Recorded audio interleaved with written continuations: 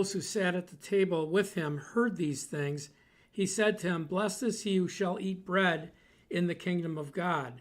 Then he, that's Jesus, said unto him, "A certain man gave a great supper and invited many."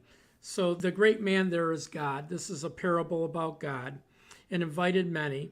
And he sent his servants at supper time to say to those who were invited, "Come, for all things are now ready." Now this can be, those that are invited are his covenant people. It can be Old Testament or New Testament. But they all with one accord began to make excuses. The first said to him, "I have bought a piece of ground. I must go and see it. I ask to be excused." Another said, "I have bought 5 yoke of oxen.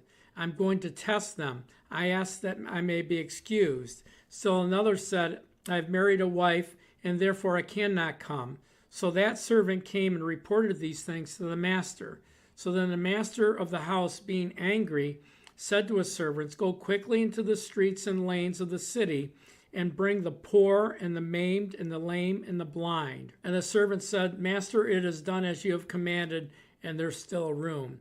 Then the master said to the servant, "Go out into the highways and hedges, compel them to come into my house, that it may be filled. For I say to you, those men who were invited shall not taste of my supper." Keep listening. Verse 25 says, "A great multitude went with him. He turned and said to them, if anyone comes to me and does not hate his father and mother, wife, children, brothers, sisters, yes, his own life, he cannot be my disciple. And whoever does not bear his cross and come after me cannot be my disciple. For anyone who intends to build a tower and does not sit down first and count the cost, whether he has enough to finish it, at least after he has laid the foundation, is not able to finish it, and people see and begin to mock him." So here's the thing, guys. This is what he's saying here. Whenever we put anything above the kingdom of God or God's invitation, we end up walking away from God. When you look at these,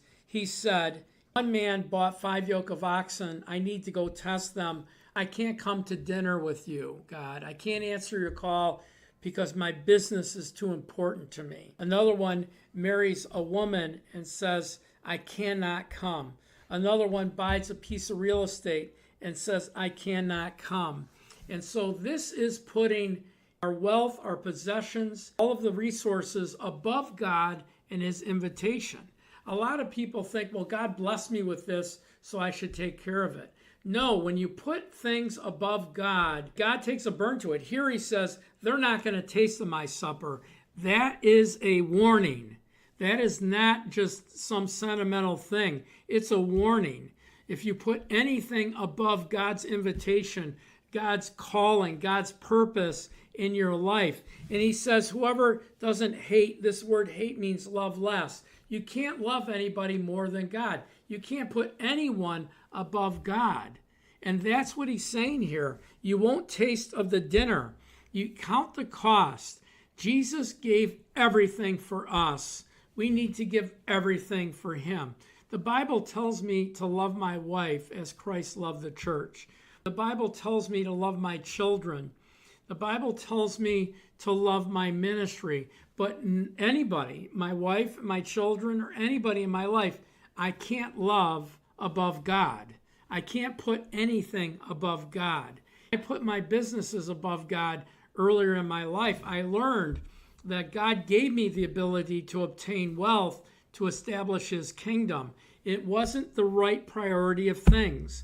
There is nothing more important than God and his calling on your life. Anyway, God bless you. Thanks for watching. Please share, follow, like, and then please pray about becoming a partner. We build lots of content here.